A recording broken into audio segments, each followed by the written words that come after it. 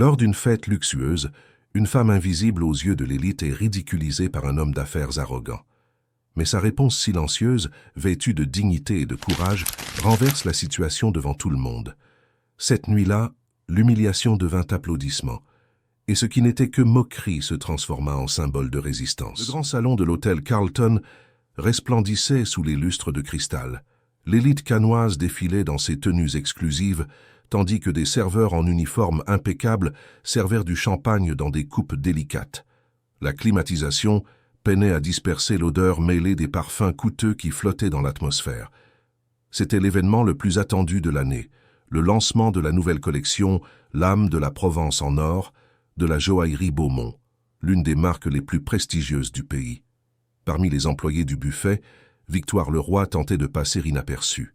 À 38 ans, les cheveux crépus attachés en un chignon discret et vêtue de l'uniforme standard des employés, elle servait des canapés avec la posture droite de quelqu'un qui avait un jour fréquenté les milieux universitaires. Ses yeux marrons observaient tout avec la curiosité analytique qu'elle n'avait jamais abandonnée, même après tant d'années loin des laboratoires. « Ne renversez rien sur les invités, compris ?»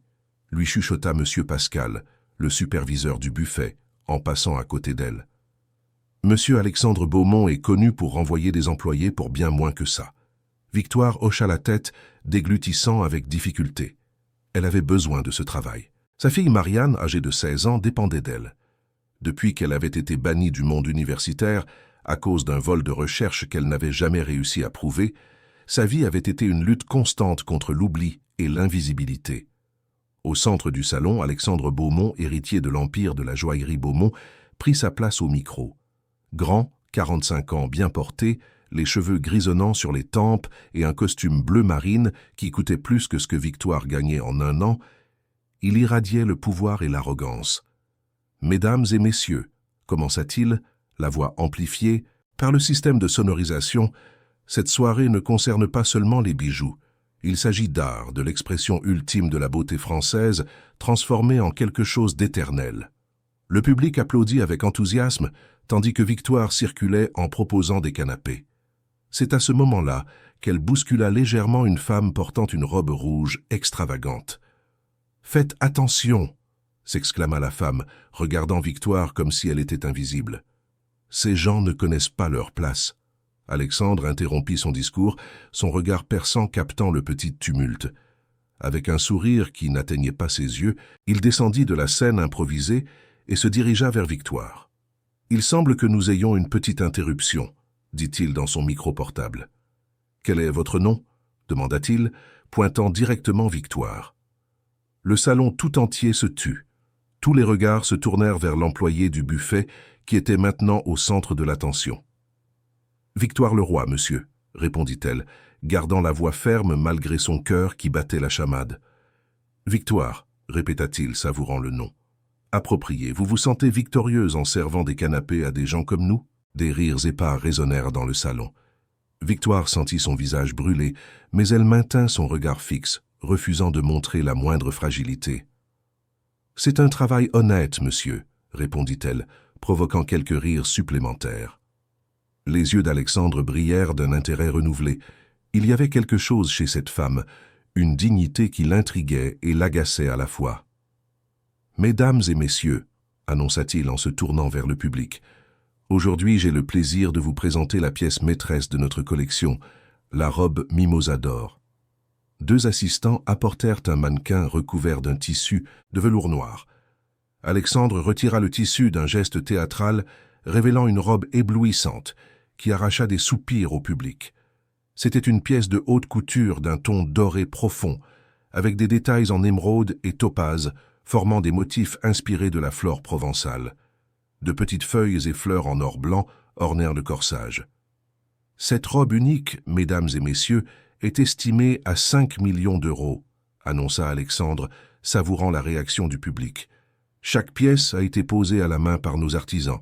C'est la première fois que notre joaillerie s'aventure dans le monde de la haute couture. Il fit une pause dramatique, puis ses yeux se tournèrent à nouveau vers Victoire. « Aimeriez-vous l'essayer, Victoire ?» demanda-t-il avec une fausse gentillesse. « C'est peut-être votre seule chance de porter quelque chose d'aussi précieux. » Le salon explosa de rire. Victoire resta immobile, le visage un masque de dignité blessée. Alexandre s'approcha d'elle, le micro éteint. « Savez-vous ce qui serait vraiment drôle? Voir quelqu'un comme vous essayer de se faire passer pour l'une des nôtres. Je parie que vous ne tiendriez pas 5 minutes dans cet environnement sans vous trahir. » Puis de retour au micro. « J'ai une proposition pour rendre cette soirée mémorable. Si vous parvenez à porter cette robe avec l'élégance qu'elle mérite, Il fit une autre pause dramatique, ses yeux brillants de malice. « Je vous épouserai. » La proposition absurde provoqua une vague de rires et d'exclamations. Certains invités filmèrent la scène avec leur téléphone. Victoire sentit une colère grandissante qu'elle n'avait pas ressentie depuis les jours où elle se battait pour prouver que sa recherche avait été volée. « J'accepte, » dit-elle, sa voix tranchant le bruit comme une lame acérée. Le sourire d'Alexandre vacilla un instant. Il ne s'attendait pas à ce qu'elle accepte. « Parfait !» s'exclama-t-il en reprenant contenance. « Nous avons un défi. Paula, emmenez notre invité spécial se préparer. » Une assistante au regard dédaigneux conduisit Victoire jusqu'à l'une des loges improvisées. En marchant, Victoire sentait les regards de pitié et de mépris. Elle pensa à Marianne, au fait qu'elle avait besoin de ce travail, mais aussi au fait qu'elle devait montrer à sa fille que la dignité n'a pas de prix. Dans la loge, Paula jeta la robe sur une chaise. « Ne traînez pas, et faites attention de ne rien abîmer, sinon vous paierez pour ça le reste de votre vie. » Seule, Victoire regarda son reflet dans le miroir. Elle vit le visage marqué par les années de lutte, par les rêves interrompus, par les nuits blanches passées à étudier à côté de sa petite fille. Elle vit aussi l'ombre de la scientifique qu'elle avait été, la chercheuse prometteuse dont les études sur les enzymes régénératives auraient pu changer la médecine française. « Vous ne me connaissez pas, Alexandre Beaumont, » murmura-t-elle à son reflet en défaisant son chignon serré, libérant les boucles volumineuses qui encadrèrent son visage. « Mais vous allez me connaître !» Avec détermination, Victoire prit la robe. Elle était plus légère qu'elle ne l'imaginait, fluide comme de l'eau dorée entre ses doigts. Respirant profondément, elle commença à se préparer pour une confrontation qui allait changer sa vie pour toujours. Si cette histoire vous a intéressé, n'oubliez pas de vous abonner à notre chaîne et dites-nous de quelle ville vous nous regardez. Nous continuons. Je promets que ce sera la meilleure histoire que vous entendrez de votre vie. Un murmure collectif parcourut le salon lorsque Victoire réapparut. La robe mimosa d'or épousait son corps comme si elle avait été faite pour elle. Ses cheveux crépus lâchés formaient un cadre naturel qui contrastait avec les bijoux délicats. Mais ce qui captivait réellement l'attention n'était pas la tenue. C'était la transformation complète de sa posture. Victoire traversa le salon avec la même assurance qu'elle affichait lors des congrès scientifiques des années auparavant. Chaque pas était précis, calculé. Ses yeux étaient fixés sur Alexandre, qui semblait momentanément déconcerté. Le silence dans le salon était absolu, rompu seulement par le clic discret des appareils photo des téléphones. « Je pense que ce pari a un vainqueur évident, » déclara Victoire, sa voix résonnant dans l'atmosphère calme. « Ne vous inquiétez pas, monsieur Beaumont, je n'ai pas l'intention de réclamer le prix. » Alexandre reprit contenance, tentant de dissimuler son étonnement par un sourire forcé. « Il semble que nous ayons une serveuse au talent caché. Applaudissements pour notre Cendrillon du Carlton. » Les applaudissements furent réticents, mêlés de murmures et de regards confus. Plusieurs personnes continuèrent de filmer. Parmi elles, Hélène Girard, une influenceuse avec plus de 5 millions d'abonnés, capturait chaque seconde de la confrontation. « Ça va, devenir viral en quelques minutes », chuchota-t-elle à son assistante. Victoire maintint son regard ferme, même lorsque les agents de sécurité s'approchèrent discrètement. Elle savait que sa petite victoire aurait des conséquences. Avant qu'elle ne puisse dire quoi que ce soit de plus, Paula la prit par le bras. « Enlevez cette robe tout de suite. Votre spectacle est terminé », siffla l'assistante en la ramenant vers la loge. Pendant que Victoire se changeait, revêtant à nouveau son uniforme de serveuse, son téléphone vibra dans sa poche. C'était un message de Marianne. « Maman, tu es sur Twitter. Qu'est-ce qui s'est passé ?» Ignorant le tremblement de ses mains, Victoire sortit de la loge pour être interceptée par M. Pascal. « Monsieur Beaumont exige que vous soyez transféré immédiatement », l'informa-t-il en évitant son regard. « À partir de demain, vous travaillerez à la blanchisserie de l'hôtel, service de nuit. »« Ce sont des représailles, Monsieur Pascal, » protesta Victoire. « Je n'ai rien fait de mal. » Vous avez humilié l'un des clients les plus importants de l'hôtel, répondit-il en la regardant enfin. Estimez-vous heureuse d'avoir encore un emploi? En rentrant, dans son petit appartement du quartier des Moulins à Nice, Victoire trouva Marianne réveillée, les yeux rivés sur son téléphone. « Maman, tu es partout !» s'exclama l'adolescente, oscillant entre l'admiration et la gêne. Le hashtag « La reine du buffet » est en trending topic. Victoire s'effondra sur le canapé usé, la fatigue la gagnant enfin. « Marie, ce n'était pas censé se passer comme ça. J'ai juste... » « Ce qu'il a fait était horrible, » l'interrompit Marianne en s'asseyant à côté de sa mère. « Mais tu as assuré, les gens partagent ta photo à côté de celle du défilé en disant que tu portais la robe mieux que le mannequin original. » Victoire prit le téléphone de sa fille et fit défiler les commentaires. À sa surprise, beaucoup étaient positifs, louant sa posture et sa dignité. D'autres, cependant, étaient cruels. « Retourne à tes fourneaux, princesse. » Ou « Pour qui elle se prend ?»« Maman, plein de gens demandent qui tu es. Il y a même un thread sur Twitter qui enquête sur ton passé. » Le cœur de Victoire se glaça. Son passé universitaire était quelque chose qu'elle gardait comme une blessure jamais complètement cicatrisée. « Ça va passer, Marie. Dans quelques jours, plus personne ne s'en souviendra. » Mais Victoire se trompait. Le lendemain matin, en déposant Marianne au collège public où elle étudiait, elle remarqua des regards et des ricanements dirigés vers elle. « N'y fais pas attention, maman, » dit Marianne en ajustant son sac à dos. « Ça va aller. » Victoire regarda sa fille entrer dans le bâtiment, sa posture défensive trahissant que non, ça n'allait pas aller. Ce soir-là, Victoire se présenta pour son premier service à la blanchisserie. Le bruit des machines industrielles était assourdissant. La chaleur étouffante et l'odeur des produits chimiques agressaient ses narines. Comparé au salon climatisé et élégant, c'était comme descendre du paradis en enfer. « C'est vous la célèbre, n'est-ce pas ?» demanda une dame noire aux cheveux gris en s'approchant avec un chariot de linge. « Madame Zélie, enchantée. Je travaille ici depuis 22 ans. »« Victoire, » répondit-elle en lui tendant la main. « Et je ne suis pas célèbre, j'ai juste eu un moment de... folie. » Madame Zélie laissa échapper un rire rauque. « Pas de la folie. J'ai vu la vidéo. Vous avez donné une leçon à ce playboy prétentieux. Tout le monde ici en bas en parle. » Pendant son service, Victoire apprit les bases de la blanchisserie tandis que Madame Zélie la tenait au courant des répercussions. La vidéo avait atteint plus de 5 millions de vues, divisant les opinions entre ceux qui la louaient comme un symbole de résistance et ceux qui la critiquaient pour ne pas connaître sa place. À 5 heures du matin, épuisée, Victoire rentra chez elle pour trouver Marianne réveillée, les yeux rouges. « Qu'est-ce qui s'est passé ?» demanda-t-elle alarmée. « Les filles partagent des photos de nous, » dit Marianne en montrant son téléphone. « Elles ont découvert où on habite.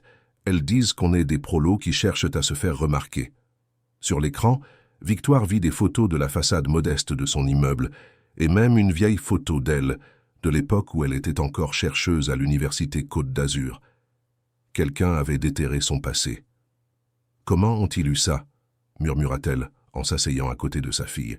« Il y a un groupe sur Discord juste pour enquêter sur toi, » expliqua Marianne. « Ils ont découvert que tu étais scientifique. Ils disent que tu as été renvoyé pour incompétence. » Victoire ferma les yeux, ressentant une douleur qu'elle pensait avoir surmontée. Le mensonge selon lequel elle avait été renvoyée pour incompétence était ce que Charles-Édouard, son ancien collègue, avait répandu après avoir volé sa recherche. Il avait manipulé des données, détruit des preuves et utilisé son influence pour la faire taire. « Ce n'est pas comme ça que ça s'est passé, » dit-elle doucement. « Je sais, maman, » répondit Marianne en posant sa tête sur l'épaule de sa mère. « Tu ne m'as jamais tout raconté, mais je sais que ce type a volé ton travail. » Victoire serra sa fille dans ses bras, sentant le poids des décisions qu'elle avait prises. Pendant des années, elle avait gardé son passé enfoui, se concentrant uniquement sur la survie et l'éducation de Marianne. Maintenant, son moment de dignité les avait toutes deux placées sous les projecteurs impitoyables des réseaux sociaux. Le téléphone de Victoire sonna. C'était Madame Zélie. « Allume la télé sur BFM TV maintenant », dit la voix urgente de la dame. Sur l'écran de la petite télévision du salon, Victoire vit Alexandre Beaumont lors d'une conférence de presse. Il semblait abattu, très différent de la figure arrogante de la veille. Je reconnais que mon comportement était inapproprié, disait-il, lisant un communiqué manifestement préparé par son équipe de relations publiques. La joaillerie Beaumont attache une grande importance au respect de tous, indépendamment de leur position sociale. Menteur, murmura Marianne. Nous nous engageons à revoir nos pratiques internes, continua Alexandre. Quant à l'employé en question, nous avons tenté de la contacter pour lui présenter nos plus sincères excuses. La caméra se tourna vers la présentatrice. Des sources indiquent que l'employé, identifié comme Victoire Leroy, est une ancienne chercheuse de l'Université Côte d'Azur qui a abandonné sa carrière universitaire dans des circonstances controversées. Nous avons tenté de la contacter, mais jusqu'à présent, nous n'avons pas obtenu de réponse. Victoire éteignit la télévision, le cœur martelant dans sa poitrine. Son passé, qu'elle avait si bien gardé, était exposé sans son consentement. « Qu'est-ce qu'on va faire maintenant ?» demanda Marianne, l'inquiétude évidente sur son jeune visage. Victoire regarda par la fenêtre de son petit appartement. Le soleil se levait sur Nice, doré comme la robe qu'elle avait portée la veille. Pendant un instant fugace, elle s'était de nouveau sentie visible, puissante. Maintenant, elle comprenait le prix de cette visibilité. « On va faire ce qu'on a toujours fait », répondit-elle en serrant sa fille dans ses bras. « Survivre, ensemble. » Mais tandis que Marianne se rendormait, Victoire resta éveillée, fixant le plafond écaillé. Pour la première fois depuis des années, elle se permit de penser à ce qu'elle avait perdu et à ce qu'elle pourrait peut-être encore récupérer. Alexandre Beaumont fixait l'écran de son ordinateur portable dans son penthouse, luxueux sur la croisette. Les chiffres étaient là, impitoyables. Une chute de 30% des actions de la joaillerie Beaumont en seulement 3 jours. Les notifications n'arrêtaient pas d'arriver. Un autre sponsor annulait son contrat, une autre célébrité rendait les bijoux prêtés, un autre influenceur annonçait un boycott de la marque. « Nous devons faire quelque chose de plus radical », insistait René Lefebvre, son attaché de presse, arpentant le salon avec vue sur la mer. Ce communiqué générique n'a convaincu personne. Alexandre passa la main dans ses cheveux impeccablement coiffés. C'était un moment de détente qui a mal tourné. Comment aurais-je pu savoir qu'elle réagirait de cette façon ? René s'arrêta et le dévisagea avec incrédulité. Un moment de détente ? Vous avez publiquement humilié une employée de l'hôtel et parié de l'épouser comme si c'était une blague. En 2025, avec des caméras partout. Je n'ai pas besoin que vous répétiez ce que j'ai fait, René, rétorqua Alexandre, irrité. J'ai besoin de solutions. Nous devons transformer cette crise en opportunité, dit René reprenant son ton professionnel. Nous en avons appris plus sur cette femme, Victoire Leroy. Ce n'est pas une simple serveuse. Elle avait été chercheuse à l'Université Côte d'Azur, spécialiste en biochimie enzymatique. Alexandre haussa les sourcils, soudain intéressé. Une scientifique qui sert des canapés ? Comment est-ce arrivé ? Nous enquêtons, répondit René en lui tendant un dossier. Ce que nous savons, c'est qu'elle menait des recherches prometteuses sur les enzymes régénératives avec des applications médicales.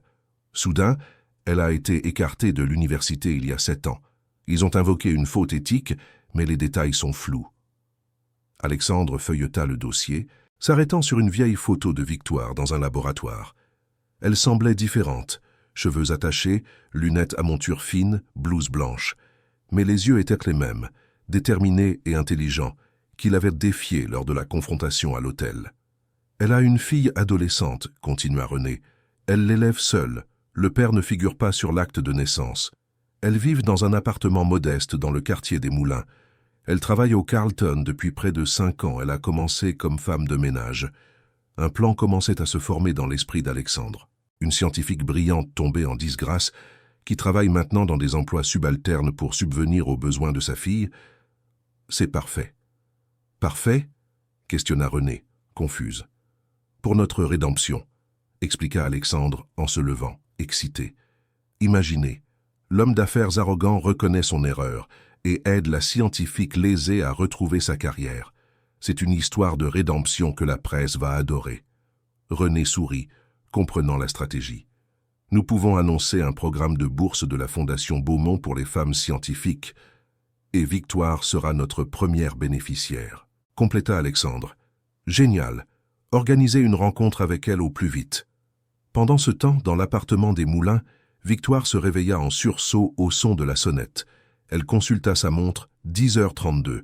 Elle n'avait dormi que 4 heures après son service à la blanchisserie. « Maman, il y a un huissier de justice ici !»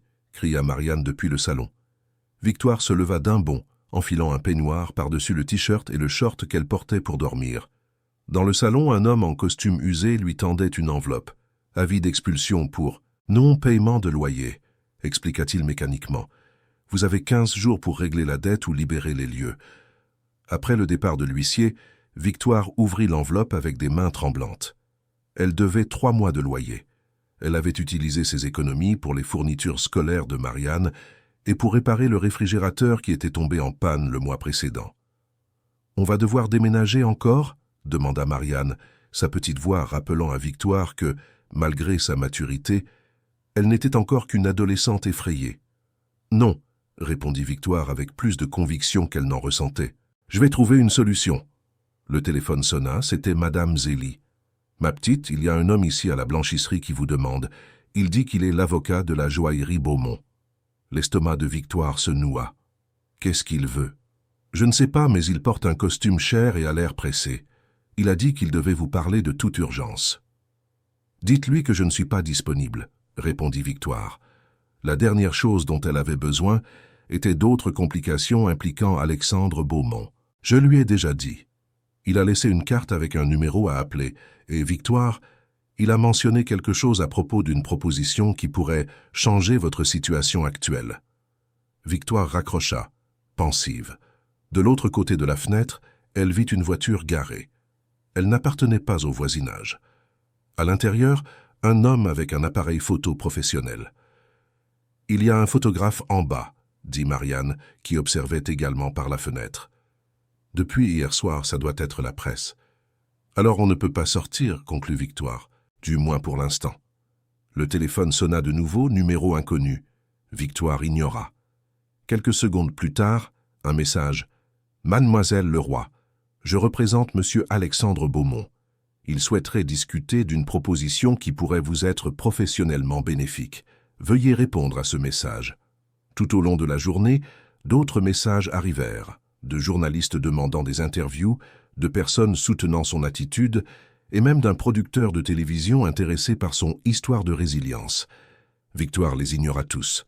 Le soir, en se préparant pour son service à la blanchisserie, Marianne la surprit avec une nouvelle. « Maman, ils ont créé un GoFundMe pour toi, » dit-elle en montrant l'écran de son téléphone. « Il y a déjà presque 5 000 €. Le titre est « Aider la scientifique à la robe d'or ». Victoire regarda la campagne, surprise. La description mentionnait son passé de chercheuse et suggérait qu'elle avait été victime d'une injustice universitaire. « Comment savent-ils tout ça ?»« Internet », répondit simplement Marianne. « Quelqu'un a trouvé tes articles universitaires et a commencé à assembler les pièces du puzzle. Il y a même un forum dédié à découvrir ce qui s'est réellement passé à l'université. » Victoire sentit son cœur s'accélérer. Pendant des années, personne ne s'était soucié de son histoire. Maintenant, soudainement, des inconnus sur Internet fouillaient son passé. « Je dois aller travailler, » dit-elle en prenant son sac. « Verrouille bien la porte et n'ouvre à personne. » En arrivant à la blanchisserie de l'hôtel, Victoire remarqua immédiatement que quelque chose était différent. Un homme en costume discutait avec M. Pascal. Quand elle entra, ils se tournèrent tous les deux pour la regarder. « Mademoiselle Leroy, » dit M. Pascal avec une formalité inhabituelle, « voici M. Henri, Vasseur, conseiller de M. Alexandre Beaumont. Il insiste pour vous parler. »« Je n'ai rien à dire à M. Beaumont, » répondit Victoire en se dirigeant vers son poste. « Mademoiselle Leroy, s'il vous plaît, » insista Henri en la suivant. « M. Beaumont est sincèrement désolé et souhaite faire amende honorable. » Victoire rit sans humour en enfilant des gants en caoutchouc. « Faire amende honorable ? Il a détruit ma vie privée, exposé ma fille au harcèlement et m'a transféré à la blanchisserie en guise de punition. » « En réalité, corrigea doucement Henri, c'est la direction de l'hôtel qui vous a transféré. Monsieur Beaumont n'a pas demandé cela. » Victoire le dévisagea, sceptique. Que veut-il vraiment? Henri regarda autour de lui, mal à l'aise dans l'environnement bruyant de la blanchisserie. « Pouvons-nous parler dans un endroit plus privé ?»« Non, » répondit fermement Victoire. « Dites ce que vous avez à dire ici. »« Très bien. » Henri ajusta sa cravate. « Monsieur Beaumont a été impressionné en découvrant votre parcours universitaire. Il aimerait financer votre retour à la recherche scientifique. » La paire de draps que Victoire tenait glissa de ses mains. « Quoi ? La Fondation Beaumont lance un programme de bourse pour les femmes scientifiques. Monsieur Beaumont aimerait que vous soyez la première bénéficiaire. Salaire complet, laboratoire équipé, assistant. » « En échange de quoi ?» l'interrompit Victoire en reprenant contenance. « Quelques apparitions publiques avec Monsieur Beaumont. Des interviews conjointes, rien de bien méchant. » Victoire croisa les bras. « Donc, je serais essentiellement un accessoire pour redorer son image. »« Je préfère voir cela comme un partenariat mutuellement bénéfique, » répondit Henri. « Vous retrouvez votre carrière, il démontre sa responsabilité sociale. »« Je ne suis pas à vendre, monsieur Vasseur, » déclara Victoire. « Dites à votre patron qu'il peut trouver une autre scientifique pour sa petite comédie. » Henri hocha la tête, sans paraître surpris. « Voici ma carte, au cas où vous changeriez d'avis. Monsieur Beaumont sera au bureau de la Fondation demain à 10 heures, si vous décidez de discuter en personne. » Après son départ, Madame Zélie s'approcha. « Ma petite, vous êtes folle. Vous venez de refuser une chance de redevenir scientifique. »« Pas à ces conditions, » répondit Victoire, en retournant au travail. « Je ne veux rien de cet homme. » Mais toute la nuit, en pliant draps et serviettes, la proposition résonnait dans son esprit. Depuis combien de temps n'avait-elle pas mis les pieds dans un laboratoire? Depuis combien de temps n'avait-elle pas ressenti l'excitation d'une découverte scientifique? En rentrant chez elle le matin, elle trouva Marianne assise à la table de la cuisine, le regard vide. « Qu'est-ce qui ne va pas ?» demanda Victoire, alarmée. Marianne poussa son téléphone vers elle. Sur l'écran, il y avait un message anonyme avec une photo de Marianne sortant du collège, suivi de mots cruels sur Victoire et de menaces voilées. « Ils m'ont suivi jusqu'au collège, » dit Marianne, la voix tremblante. « Tout le monde en parle. La directrice m'a convoqué. Elle a dit que je créais des problèmes. » Victoire serra sa fille fort contre elle, sentant la colère monter en elle. « Ça ne peut pas continuer. » À ce moment, l'avis d'expulsion sur la table sembla peser une tonne. Victoire regarda la carte qu'Henri avait laissée, puis sa fille tremblante dans ses bras. 7 ans plus tôt, elle avait choisi le silence et l'oubli pour protéger Marianne. Maintenant, peut-être devait-elle faire un autre choix difficile pour la même raison. « Je vais régler ça, » murmura-t-elle en embrassant le sommet de la tête de sa fille. « Je te le promets. » À 9h45 le lendemain matin, Victoire était à la réception de la Fondation Beaumont dans le centre de Nice, vêtue de ses plus beaux habits, un pantalon de tailleur noir et un chemisier blanc simple qu'elle gardait pour les entretiens d'embauche. « Je viens voir Alexandre Beaumont, » annonça-t-elle à la réceptionniste surprise. « Il m'attend. » Alexandre. Beaumont se leva de son fauteuil en cuir lorsque Victoire entra dans son bureau. La pièce était spacieuse, avec une vue panoramique sur le centre de Nice et des œuvres d'art contemporain français au mur. « Mademoiselle Leroy, » dit-il en lui tendant la main. « Merci d'être venue. » Victoire ignora la main tendue et s'assit directement sur la chaise en face du bureau en acajou massif. « Allons droit au but. Votre conseiller a mentionné une proposition. » Alexandre retira sa main avec un léger sourire, comme s'il appréciait sa franchise. Il se rassit et étudia la femme, en face de lui. Sans l'uniforme de l'hôtel, vêtue de vêtements simples mais dignes, Victoire semblait être une autre personne, plus proche de la scientifique des vieilles photos que René avait trouvées. « Un café? De l'eau » offrit-il. « Non, merci, » répondit sèchement Victoire. « J'ai peu de temps. » « Très bien. » Alexandre se cala dans son fauteuil. « Comme Henri a dû le mentionner, j'ai été intrigué en découvrant votre parcours universitaire. Un esprit brillant comme le vôtre ne devrait pas être gaspillé dans une blanchisserie. Il n'y a pas de déshonneur dans un travail honnête, » rétorqua Victoire. « Et ce n'était pas mon choix d'abandonner le monde universitaire. »« Oui, j'ai aussi appris cela, » commenta Alexandre en se penchant en avant. « Une terrible injustice. Votre collègue, Charles-Édouard Moreau, a volé votre recherche sur les enzymes régénératives, n'est-ce pas ?» Victoire se raidit en entendant le nom. Elle ne l'avait pas prononcé à voix haute depuis des années. « Comment savez-vous cela ?»« J'ai mes sources, » répondit vaguement Alexandre. « Je sais que vous développiez une méthode révolutionnaire pour accélérer la cicatrisation des plaies en utilisant des enzymes extraites de la biodiversité de la Camargue. Moreau s'est approprié votre travail, en a reçu les crédits et maintenant chercheur en chef chez Pharma Global France. La mention de l'entreprise fit serrer les poings à Victoire. Pharma Global avait breveté des composés basés sur sa recherche, gagnant des millions. « Je ne suis pas venue ici pour discuter de mon passé », dit-elle en gardant la voix ferme. « Quelle est votre proposition exactement ?» Alexandre sourit, satisfait d'avoir capté son attention. La Fondation Beaumont lance un programme d'incitation à la recherche scientifique féminine. Nous voulons vous offrir une bourse complète, un salaire équivalent à celui d'un chercheur titulaire, un laboratoire équipé, des assistants de votre choix et la liberté de poursuivre votre recherche originale. Victoire haussa un sourcil sceptique. En échange, votre participation à quelques événements de la Fondation, une conférence de presse pour annoncer le programme, peut-être quelques interviews sur la résilience et les secondes chances. Pour redorer votre image, conclut Victoire, transformez le méchant élitiste en bienfaiteur des femmes dans la science. Alexandre eut la décence de paraître légèrement gêné.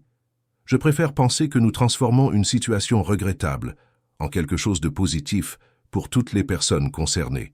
Vous retrouvez votre carrière, nous améliorons notre image d'entreprise et la science française récupère une chercheuse talentueuse. Victoire se leva. Je ne suis pas intéressé à être votre projet de charité ou votre stratégie marketing. Au revoir, monsieur Beaumont. Elle se dirigea vers la porte, mais la voix d'Alexandre la retint. Et votre fille? Marianne, n'est-ce pas? J'ai appris qu'elle rencontrait des problèmes au collège à cause de toute cette exposition. Victoire se retourna lentement, les yeux lançant des éclairs. N'osez pas mentionner ma fille. Je souligne simplement que cette situation vous affecte toutes les deux, continua Alexandre, gardant un ton neutre. Avec les ressources de la Fondation, vous pourriez l'inscrire dans une meilleure école, lui donner les opportunités qu'elle mérite. Victoire revint sur ses pas, posant ses mains sur le bureau d'Alexandre. Vous n'avez vraiment aucune limite, n'est-ce pas? D'abord vous m'humiliez publiquement, puis vous essayez de m'acheter et maintenant vous utilisez ma fille comme monnaie d'échange. J'essaie de faire ce qui est juste, insista Alexandre en soutenant son regard, en offrant une solution qui profite à tous. Ce qui aurait été juste, c'est de ne pas m'humilier pour commencer, rétorqua Victoire. Ou peut-être de reconnaître publiquement votre erreur sans essayer de la transformer en une opportunité marketing. Ce qui est fait, répondit Alexandre en se levant également. La question est, que faisons-nous maintenant? Vous pouvez refuser mon offre et retourner à la blanchisserie, continuer à être harcelé par les journalistes et voir votre fille souffrir, ou vous pouvez accepter et transformer cette situation en un nouveau départ. Victoire le fixa pendant de longues secondes. Je vais y réfléchir. Ne tardez pas trop, l'avertit Alexandre. La presse spécule déjà sur le programme. Nous devons l'annoncer dans les prochains jours. Victoire sortit sans répondre, le cœur battant la chamade. Dans le taxi qui la ramenait chez elle, son esprit bouillonnait. La proposition était tentante. Retourner à la science avait été son rêve pendant 7 longues années. Mais accepter signifierait lier son image à Alexandre, l'homme qu'il avait publiquement humilié. En arrivant chez elle, elle trouva Marianne dans le salon en train de discuter avec Patricia, la voisine qui s'occupait souvent d'elle quand Victoire travaillait de nuit. « Qu'est-ce qui s'est passé ?» demanda Victoire, remarquant leur regard inquiet. Patricia se leva. « Il vaut mieux que tu le dises toi-même, Marie. » Marianne prit une profonde inspiration. « J'ai été suspendue du collège. »« Quoi ?» s'exclama Victoire. « Pourquoi ?»« Parce que j'ai donné un coup de poing à Mathieu quand il a montré tes vieilles photos d'Instagram en disant que tu savais c'était rétrogradé de scientifique à boniche. » Marianne avait les larmes aux yeux. « Et puis d'autres garçons ont commencé à dire des choses horribles, que tu te vendais à l'homme d'affaires des bijoux. » Victoire serra sa fille fort contre elle, sentant la colère, la culpabilité et une profonde tristesse se mélanger dans sa poitrine.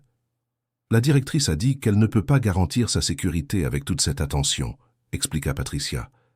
Elle a suggéré que vous envisagiez de la transférer dans une autre école jusqu'à ce que la situation se calme. Comme « Si on pouvait se permettre une autre école », murmura Victoire. « On a à peine de quoi payer le loyer de cet endroit. » Après le départ de Patricia, Victoire s'assit avec Marianne à la petite table de la cuisine. « J'ai quelque chose à te dire. » Elle expliqua la proposition d'Alexandre, détaillant ce qu'elle gagnerait et ce qu'elle devrait faire en retour. « Qu'est-ce que tu vas répondre ?» demanda Marianne quand elle eut terminé. Je ne sais pas, admit Victoire. D'un côté, ce serait une chance de retourner à la science, de récupérer tout ce que nous avons perdu. De l'autre, ce serait comme vendre ton âme au diable, suggéra Marianne. Victoire rit sans humour. Quelque chose comme ça. Je ne veux pas être utilisé comme la stratégie marketing d'un homme qui m'a publiquement humilié. Mais tu pourrais l'utiliser aussi, non? Suggéra Marianne, surprenant sa mère. Accepter l'argent et le laboratoire, faire le minimum d'apparitions nécessaires et te concentrer sur ce qui compte vraiment, ta recherche. Victoire regarda sa fille avec admiration. Quand es-tu devenue si stratège? J'ai appris de la meilleure, répondit Marianne avec un petit sourire. Tu dis toujours qu'il faut être pragmatique pour survivre. Cette nuit-là, pendant que Marianne dormait, Victoire s'assit sur le petit balcon de l'appartement, contemplant les lumières de la ville. Sur la table à côté d'elle, l'avis d'expulsion et la carte d'Alexandre. Son téléphone vibra. C'était un message de Madame Zélie. « Ma petite, vous n'allez pas le croire. Il y a un homme ici qui vous demande. Il dit que c'est Charles-Édouard Moreau de Pharma Global. » Le sang de Victoire se glaça. « Charles-Édouard ici? Pourquoi ?» La nouvelle de son passé devait être parvenue jusqu'à lui. Craignait-il qu'elle puisse exposer le vol de sa recherche? Un autre message arriva. « Il se comporte comme s'il était votre ami. Il dit qu'il veut vous reconnecter avec la communauté scientifique. Monsieur Pascal l'a déjà renvoyé, mais il a dit qu'il vous chercherait demain. » Victoire se sentit prise au piège. D'un côté, Alexandre Beaumont offrant une chance en or avec des arrière-pensées.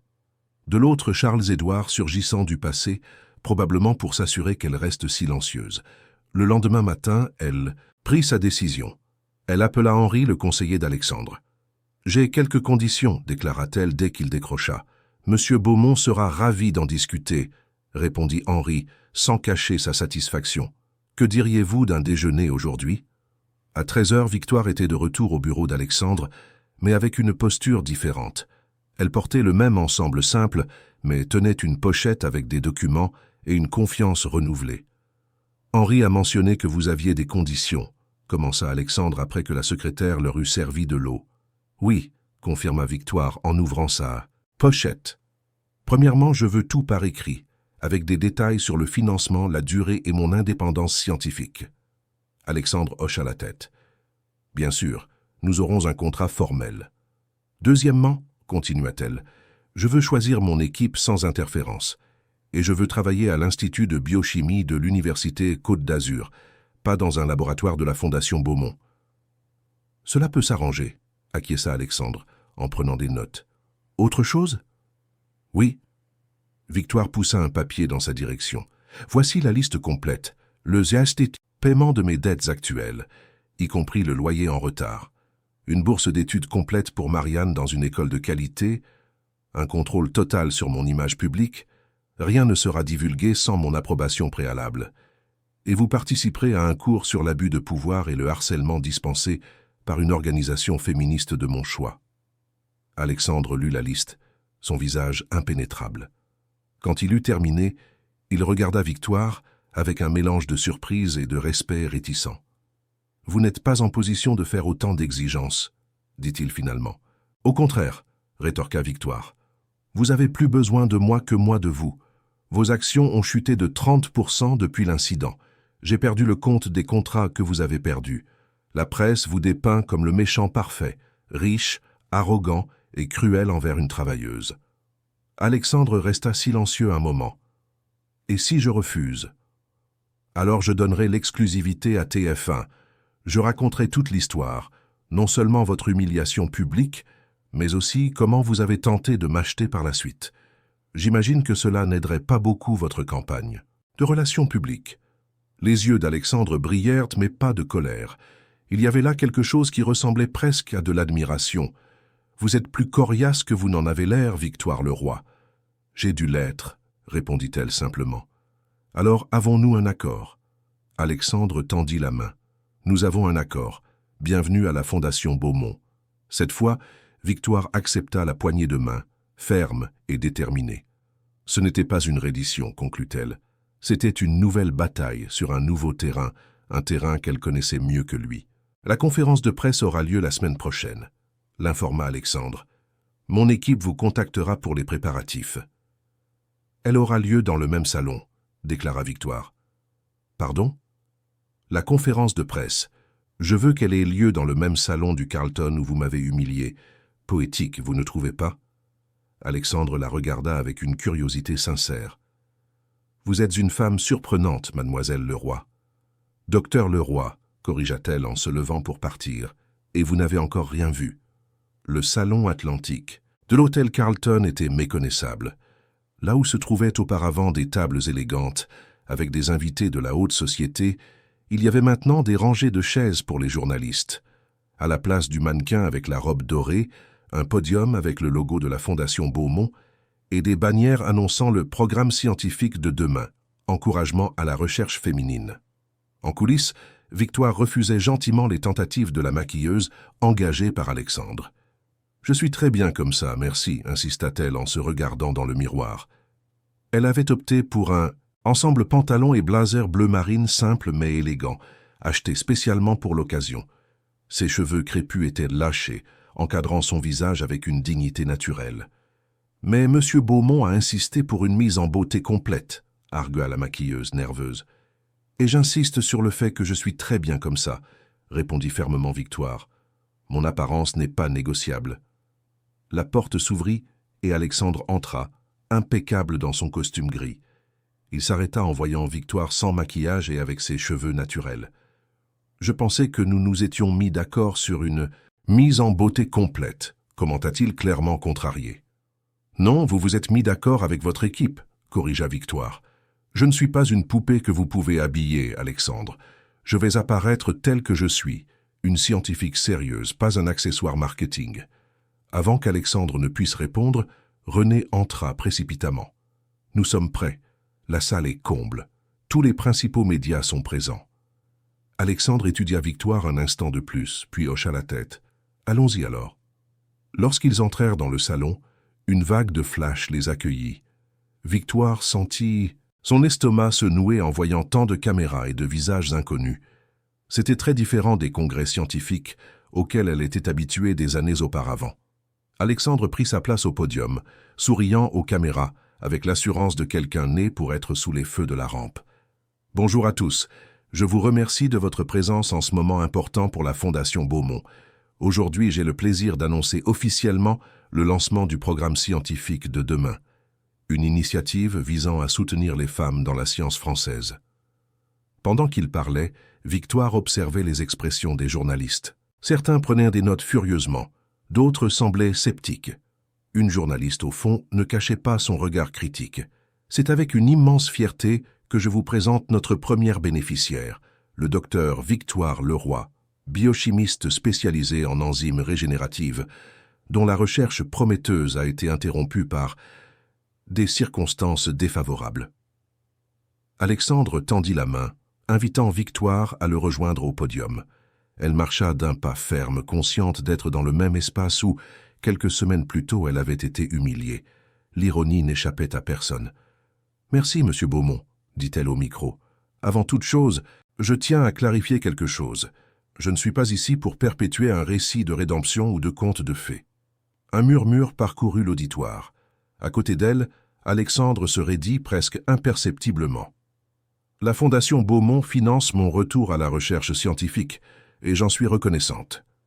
Mais je ne suis pas ici pour prétendre que ce qui s'est passé dans ce même salon il y a quelques semaines a été oublié ou effacé par ce geste. » Les flashs des caméras s'intensifièrent. Victoire pouvait sentir Alexandre tendu à ses côtés, mais elle continua. « Accepter cette opportunité ne signifie pas que je pardonne le comportement de M. Beaumont ce soir-là. Cela signifie simplement que j'ai choisi de transformer une situation négative en quelque chose de productif, non seulement pour moi, mais pour la science française. » Alexandre tenta de reprendre le contrôle du récit en s'approchant du micro. Le docteur Leroy illustre parfaitement l'esprit de ce programme, la résilience et l'excellence, même face à l'adversité. La plus grande adversité à laquelle j'ai été confronté n'a pas été de servir des canapés ou de travailler à la blanchisserie. Intervint Victoire, refusant d'être réduite au silence. Ce fut de voir ma recherche volée par un collègue puissant qui a utilisé son influence pour m'expulser du monde universitaire. Un silence de mort tomba sur le salon. Cette partie n'était pas dans le script soigneusement préparé par l'équipe de relations publiques d'Alexandre. Il y a 7 ans, j'ai développé une méthode révolutionnaire pour accélérer la cicatrisation des plaies en utilisant des enzymes de la biodiversité de la Camargue. Mon collègue, le Dr Charles-Édouard Moreau, actuel chercheur en chef chez Pharma Global France, s'est approprié mon travail pendant que j'étais en congé maternité. René, au fond de la salle, faisait des gestes désespérés pour qu'Alexandre interrompe Victoire, mais il resta immobile, fasciné par la transformation de la femme timide qu'il avait connue au service du buffet en cette force de la nature qui dominait le podium. Quand j'ai tenté de dénoncer le vol, on m'a fait taire. Le docteur Moreau était bien connecté, un homme, avec des protecteurs puissants à l'université. J'étais une mère célibataire, sans soutien institutionnel. Les portes se sont fermées pour moi une par une. Victoire fit une pause, regardant directement les caméras. Mais aujourd'hui, j'ai quelque chose que je n'avais pas avant. Des preuves. Elle sortit une clé USB de la poche de son blazer et la brandit. Voici des copies de mes cahiers de laboratoire originaux, datés et signés, avec la recherche complète. Des emails échangés avec le docteur Moreau, où il admet ne pas comprendre des aspects de la méthodologie qu'il a plus tard prétendu avoir développée. Des témoignages d'anciens collègues qui ont été témoins du vol intellectuel. Et, plus importante encore, une analyse comparative détaillée entre ma recherche originale et les brevets déposés par Pharma Global, montrant une correspondance de 98% entre les méthodes. Les journalistes étaient en effervescence, mitraillant de questions et de flashs. René avait abandonné toute prétention de contrôler la situation et parlait maintenant d'urgence au téléphone au fond de la salle. « Je mets ce matériel à la disposition de toute la presse présente », continua Victoire, « non par vengeance, mais par justice, non seulement pour moi, mais pour d'autres femmes scientifiques qui ont été réduites au silence, volées, oubliées. » Alexandre, se remettant de sa surprise, tenta de reprendre le contrôle de la situation. C'est précisément le type d'injustice que notre programme entend combattre. La Fondation Beaumont est engagée en faveur de la transparence et de l'éthique dans la science. Victoire se tourna vers lui, un léger sourire aux lèvres. « Je suis heureuse de l'entendre, monsieur Beaumont. J'imagine donc que vous ne vous opposerez pas à l'ouverture d'une enquête formelle sur la conduite du docteur Moreau et à la révision de tous les brevets dérivés de ma recherche ?» Pris au piège devant les caméras, Alexandre ne put qu'acquiescer. Bien sûr, la Fondation soutiendra toute enquête nécessaire. La journaliste au regard critique que Victoire avait remarqué auparavant leva la main. Caroline Dubois du journal Le Monde. Docteur Leroy, cette dénonciation surprenante change complètement le récit de votre histoire. Beaucoup vous voyaient comme une Cendrillon moderne, sauvée par un prince repenti. Maintenant, nous voyons une scientifique se battant pour récupérer ce qui lui a été volé. Que ressentez-vous en étant réduite à un conte de fées par les médias ? Victoire sourit. Je n'ai jamais eu besoin d'être sauvée, mademoiselle Dubois. J'avais besoin d'une opportunité, quelque chose qui devrait être un droit pour tous, pas un privilège pour quelques-uns. S'il y a une leçon à tirer de toute cette histoire, c'est que la dignité ne réside pas dans la robe que nous portons ou le titre que nous avons, mais dans l'intégrité avec laquelle nous affrontons l'adversité. Les questions continuèrent pendant plus d'1 heure. Victoire répondait avec calme et précision, tandis qu'Alexandre alternait entre la soutenir publiquement et lancer des regards inquiets à son équipe de relations publiques. Quand la conférence se termina enfin, Alexandre attira Victoire dans un coin discret. « Vous aviez prévu cela depuis le début », l'accusa-t-il, plus admiratif qu'en colère. « Pas exactement », répondit-elle honnêtement. « Mais quand Charles-Édouard s'est présenté à la blanchisserie pour me chercher, j'ai réalisé qu'il était effrayé par ma soudaine visibilité. Cela m'a donné le courage de faire ce que j'aurais dû faire il y a des années. Vous réalisez que vous venez de déclencher une guerre contre l'une des plus grandes entreprises pharmaceutiques du pays ? Je ne suis pas en guerre contre Pharma Global, corrigea Victoire. Je cherche la reconnaissance de mon travail. S'ils sont aussi éthiques qu'ils le prétendent, ils n'auront aucun problème à enquêter sur les accusations portées contre l'un de leurs scientifiques. Toujours dans le salon, les journalistes entouraient René, qui tentait désespérément de limiter les dégâts. Monsieur Beaumont était-il au courant de cette révélation ? Soutient-il le docteur Leroy contre Pharma Global ? Y a-t-il un conflit d'intérêts, étant donné que la joaillerie Beaumont a des partenariats avec l'entreprise pharmaceutique ? Alexandre observait la scène, conscient que son plan soigneusement orchestré avait été complètement transformé. Au lieu d'être le sauveur magnanime d'une humble employée, il était maintenant complice du défi lancé à une puissante corporation. Et, étonnamment, il ne s'en sentait pas mal. « Vous êtes une adversaire redoutable, docteur Leroy », commenta-t-il à voix basse. « Je ne suis pas votre adversaire, Alexandre, » répondit Victoire. « Je suis juste quelqu'un qui refuse d'être utilisé, que ce soit par vous ou par le système qui a permis à Charles-Édouard de voler mon travail. » Ce soir-là, l'appartement de Victoire dans le quartier des Moulins devint le centre d'une tempête médiatique. Son téléphone n'arrêtait pas de sonner. Des journalistes campaient devant l'immeuble. Mais à l'intérieur, dans la petite chambre qu'elle partageait avec sa fille, Victoire s'assit sur le lit de Marianne, lui expliquant tout ce qui s'était passé. « Tu as tout déchiré, maman !» s'exclama l'adolescente après avoir regardé la conférence sur son téléphone. « La tête d'Alexandre quand tu as sorti la clé USB de ta poche, impayable. » Victoire sourit, fatiguée mais satisfaite. C'était effrayant mais nécessaire. Le téléphone vibra à nouveau. Cette fois, c'était un message d'un numéro inconnu. « Docteur Leroy, je suis Thérèse Fontana, directrice de l'Institut de biotechnologie avancée. J'ai suivi votre conférence aujourd'hui avec grand intérêt. Je souhaiterais vous offrir un poste de chercheuse principale dans notre nouveau centre, indépendamment de la bourse de la Fondation Beaumont. Nous sommes particulièrement intéressés par votre recherche sur les enzymes régénératives. Veuillez me contacter pour en discuter. » Victoire montra le message à Marianne, qui sauta du lit pour fêter ça. « Tu vois, ça commence déjà. Tu vas vraiment retourner à la science. » Pendant que sa fille célébrait, Victoire sentit une vague d'insécurité. 7 ans loin des laboratoires. La science avait progressé. Et si elle n'arrivait pas à suivre? Et si l'on découvrait que la brillante docteur Leroy n'était qu'une imposture? « Maman ?» Marianne interrompit ses pensées. « Qu'est-ce qu'il y a? » « Et si je n'y arrive pas ?» murmura Victoire. « Et si j'ai oublié comment être une scientifique ?» Marianne s'assit à côté de sa mère, lui prenant les mains. « Tu n'as jamais cessé d'être une scientifique. Tu te souviens comment tu m'as expliqué la biochimie en pliant des draps? Comment tu as transformé notre cuisine en laboratoire pour m'apprendre la fermentation? La science a toujours été en toi. » Victoire serra sa fille dans ses bras, sentant des larmes lui monter aux yeux. « Quand es-tu devenue si sage ?»« J'ai appris de la meilleure, » répéta Marianne en souriant. « Maintenant, pensons à ce que tu vas porter pour ton premier jour en tant que chercheuse principale. » Pendant ce temps, dans son luxueux appartement de la Croisette, Alexandre regardait les répercussions de la conférence aux informations. Son équipe lui avait suggéré de prendre ses distances avec les accusations de Victoire contre Pharma Global, mais quelque chose en lui refusait de suivre cette voie sûre. Il prit son téléphone et composa le numéro qu'il utilisait rarement personnellement. « Docteur Leroy, Alexandre Beaumont, je crois que nous devons parler des prochaines étapes, plus précisément de la manière dont la Fondation peut soutenir votre lutte contre Pharma Global. Que diriez-vous d'un café demain ?» De l'autre côté de la ligne, Victoire sourit. « Je suis surprise, monsieur Beaumont. Je pensais que vous seriez en train de planifier comment vous éloigner de ce scandale.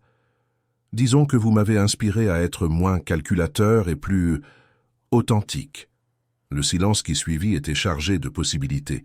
Ce n'était pas de l'amitié, encore moins de la romance. C'était une forme particulière de respect mutuel né de la confrontation. « Café à 10 heures à l'Institut de biotechnologie », répondit finalement Victoire. « Je vais visiter le laboratoire que le docteur Fontana me propose. Vous pouvez me retrouver là-bas. »« J'y serai », confirma Alexandre. « Et Victoire, félicitations. Vous avez été brillante aujourd'hui. »« Merci », répondit-elle simplement. Mais ce n'était que le début. Après avoir raccroché, Victoire regarda autour d'elle le petit appartement qui avait été son refuge et sa prison pendant tant d'années. Bientôt, elle pourrait déménager. Marianne irait dans une bonne école. Et elle, Victoire Leroy, retournerait au laboratoire, non pas en tant que victime, mais en tant que protagoniste de sa propre histoire. Le téléphone vibra à nouveau. Cette fois, c'était un message de Madame Zélie. « Ma petite, vous êtes dans tous les journaux. Charles-Édouard est venu ici furieux, vous cherchant. Monsieur Pascal l'a expulsé et a appelé la sécurité. Faites attention. Je suis fier de vous, la scientifique. » Victoire sourit. La bataille ne faisait que commencer, mais pour la première fois en 7 ans, elle sentait qu'elle pouvait gagner. 6 mois passèrent comme un tourbillon. Le laboratoire de Victoire à l'Institut de biotechnologie avancée, situé dans un bâtiment moderne de Sophia Antipolis, bouillonnait d'activité. Tubes à essai, centrifugeuses de dernière génération, séquenceurs d'ADN, tout était à sa disposition. Son équipe de 4 chercheurs, choisis personnellement par elle, travaillait en harmonie sous sa direction. Dr Leroy, les résultats du test avec l'enzyme PR7 sont arrivés, annonça Camille, une jeune chercheuse fraîchement diplômée qui admirait Victoire comme une héroïne. Le taux de cicatrisation a augmenté de 68% par rapport au groupe témoin. Victoire examina les données avec attention. « Excellent, Camille, nous devons faire répéter l'expérience 2 fois de plus pour confirmer, mais c'est très prometteur. » À travers les parois de verre du laboratoire, Victoire pouvait voir d'autres équipes travailler. Parfois, elle se sentait encore comme une imposture, comme si à tout moment quelqu'un allait découvrir qu'elle n'appartenait plus à ce monde. Mais alors elle se souvenait des mots de Marianne « Tu n'as jamais cessé d'être une scientifique ». Son téléphone vibra. C'était un message d'Alexandre. « Le comité du prix vient de sortir de réunion. Décision unanime. Félicitations, scientifique de l'année. » Victoire s'assit, les mains légèrement tremblantes. Le prix du scientifique de l'année de l'Académie des sciences était la plus haute distinction scientifique du pays. Après le scandale impliquant Charles-Édouard, une enquête complète avait été menée, aboutissant à la reconnaissance officielle de Victoire comme la véritable auteure de la recherche sur les enzymes régénératives. Pharma Global, après une résistance initiale, avait décidé de conclure un accord. Charles-Édouard fut licencié, l'entreprise reconnut publiquement la paternité de Victoire et établit un fonds de compensation financière pour les années d'exploitation abusive des brevets. Mais plus important que cette reconnaissance tardive était ce que Victoire avait construit au cours des 6 derniers mois. Son équipe avait développé une version améliorée de sa recherche originale, avec des applications encore plus larges en médecine régénérative.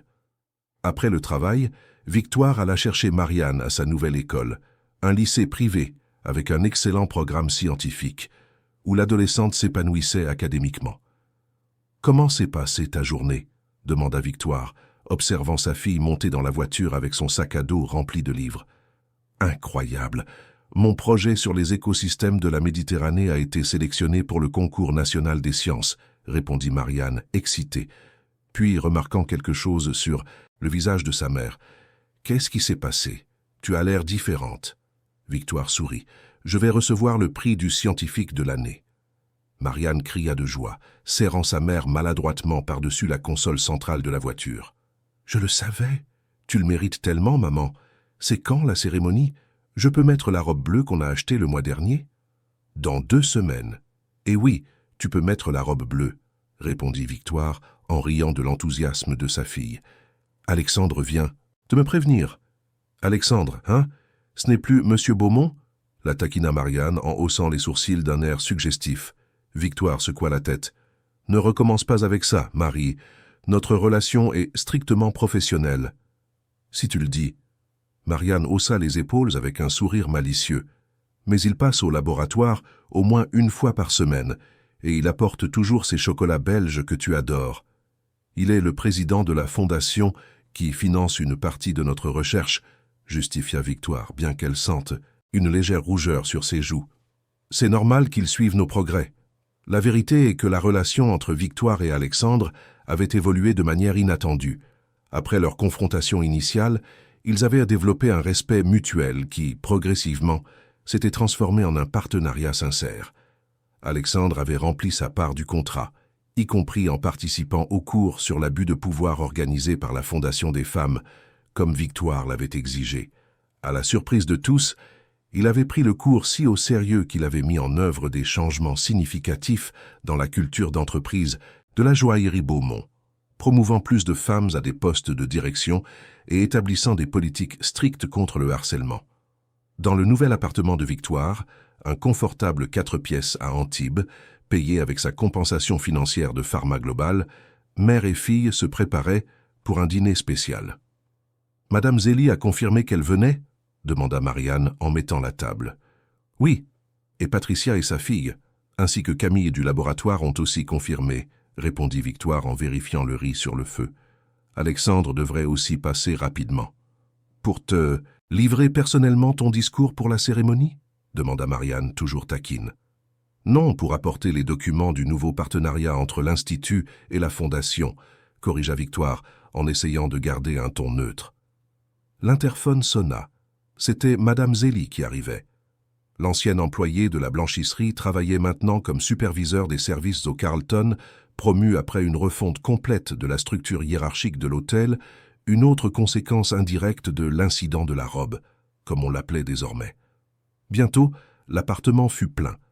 Patricia arriva avec sa fille Juliette, qui était dans la même école que Marianne. Camille apporta une bouteille de vin et des nouvelles encourageantes sur de nouveaux tests. Finalement, Alexandre apparut, élégant comme toujours, mais avec une décontraction qui n'existait pas 6 mois plus tôt. Pendant le dîner, les conversations coulèrent de source. Madame Zélie racontait des histoires hilarantes sur les clients excentriques de l'hôtel. Patricia partageait des nouvelles de sa petite entreprise de pâtisserie qui était en pleine croissance. Les filles discutaient avec animation de leurs projets pour le concours des sciences. « Portons un toast », proposa Alexandre en levant son verre, à notre scientifique de l'année. Tous levèrent leur verre. Victoire sentit une vague d'émotion en regardant ce groupe diversifié réuni à sa table, la famille qu'elle avait construite à travers des circonstances improbables. « Merci », dit-elle, « mais cette reconnaissance appartient à tous ceux qui ont été à mes côtés quand personne d'autre n'y croyait. Madame Zélie qui m'a accueilli à la blanchisserie. Patricia qui a pris soin de Marianne pendant tant de nuits. Marianne qui m'a constamment rappelé qui j'étais vraiment. Camille qui a misé sur une scientifique rouillée. Et Alexandre, elle hésita brièvement, qui a appris que le pouvoir s'accompagne de responsabilité. Alexandre leva son verre en signe de reconnaissance silencieuse, ses yeux rencontrant ceux de Victoire avec une intensité qui n'échappa pas aux autres convives. Plus tard, quand tout le monde fut parti sauf Alexandre, il l'aida à nettoyer la cuisine. « Ton discours pour la remise du prix est prêt ?» demanda-t-il en séchant une assiette. « Presque », répondit Victoire en rangeant les restes dans le réfrigérateur. « J'essaie de trouver l'équilibre entre célébrer la victoire et reconnaître tout le chemin qu'il nous reste à parcourir pour les femmes dans la science. Si quelqu'un peut trouver cet équilibre, c'est bien toi. » Alexandre posa la dernière assiette dans le placard et se tourna vers elle. « Victoire, il y a quelque chose que je veux te demander depuis des semaines. » Le ton sérieux de sa voix fit que Victoire arrêta ce qu'elle faisait. « Qu'est-ce que c'est ?»« Ce pari absurde que j'ai fait ce soir-là, » commença-t-il, visiblement mal à l'aise. « À propos du mariage, c'était impardonnable. Mais je me demande si... Peut-être un dîner serait acceptable, juste nous deux. » Victoire l'étudia un long moment. L'homme en face d'elle n'était plus l'homme d'affaires arrogant qui l'avait publiquement humilié. Il y avait une sincérité dans ses yeux qui n'existait pas auparavant. « Alexandre, ce qui s'est passé entre nous était compliqué, » répondit-elle finalement. « Nous avons commencé de la pire des manières. Il y a un déséquilibre de pouvoir qui ne peut être ignoré. »« Je comprends, » dit-il en reculant d'un pas. « C'était inapproprié de suggérer. »« Je n'ai pas terminé, » l'interrompit Victoire. « Je ne construis pas de relations sur les décombres d'un traumatisme, mais je crois aussi à une transformation sincère. Je t'ai vu changer ces derniers mois, non pas par stratégie marketing, mais par choix personnel. Alors je pense que nous pouvons d'abord essayer un café, dans un lieu public, en tant que collègues, et voir où cela nous mène. » Le sourire d'Alexandre était sincère. « Un café sera parfait. » Le soir de la cérémonie de remise des prix, l'Opéra de Nice était comble. L'élite scientifique, entrepreneuriale et politique du pays était réunie pour l'un des événements les plus prestigieux du calendrier académique français. En coulisses, Victoire ajustait la broche dorée en forme d'hélice d'ADN sur son blazer bleu roi, un cadeau de Marianne pour l'occasion. Ses cheveux crépus étaient impeccablement définis, encadrant son visage maintenant plus détendu et confiant. « 5 minutes, docteur Leroy », prévint une assistante. Victoire respira profondément, révisant mentalement son discours. De l'autre côté du rideau, elle pouvait entendre le président de l'Académie des sciences parler de son parcours, de l'injustice qu'elle avait subie, et de sa persévérance extraordinaire. Au premier rang, Marianne l'attendait, élégante dans la robe bleue promise, aux côtés de Madame Zélie, Patricia, Camille et toute son équipe du laboratoire. Alexandre était assis un peu plus loin, respectant l'espace dont elle avait besoin en ce moment, qui n'appartenait qu'à elle. Et maintenant, avec un grand honneur, j'invite sur scène la lauréate du prix du scientifique de l'année, le docteur Victoire Leroy. Les applaudissements étaient assourdissants lorsque Victoire se dirigea vers le podium. Les flashs crépitaient de toutes parts. Les mêmes caméras qui avaient un jour capturé son humiliation enregistraient maintenant son triomphe. « Bonsoir », commença-t-elle, sa voix ferme et claire dans les haut-parleurs. « Il y a un peu plus de 7 ans, j'étais dans un laboratoire de l'Université Côte d'Azur, convaincu d'avoir trouvé quelque chose qui pourrait changer des vies. Il y a 6 mois, je pliais des draps dans la blanchisserie d'un hôtel à 3 heures du matin. Une vague de murmures parcourut l'auditorium. Mon histoire n'est pas linéaire. Ce n'est pas un conte de fées. Elle est pleine d'impasses, de portes fermées, de nuits de doute et de matins d'épuisement. Et c'est ainsi pour de nombreuses femmes dans la science, en particulier les femmes noires, les mères célibataires, les femmes sans protecteur puissant. L'auditorium était maintenant dans un silence absolu, chaque mot absorbé avec attention. Ma recherche a été volée par un système qui valorise plus le pouvoir que la vérité. J'ai été réduite au silence par des institutions qui devraient défendre le mérite. J'ai été reléguée à l'invisibilité pendant des années, mais jamais, pas un seul jour, je n'ai cessé d'être une scientifique.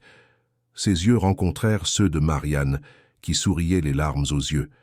Ce prix ne représente pas seulement ma rédemption personnelle. Il représente un engagement envers toutes celles qui ont été invisibilisées, envers les filles qui aiment la science, mais ne voient pas d'exemple qui leur ressemble, envers les chercheuses qui jonglent entre la maternité et leur carrière sans soutien institutionnel, envers celles qui ont des idées brillantes, mais des voix ignorées dans des réunions dominées par les hommes. Victoire fit une pause, regardant le public diversifié.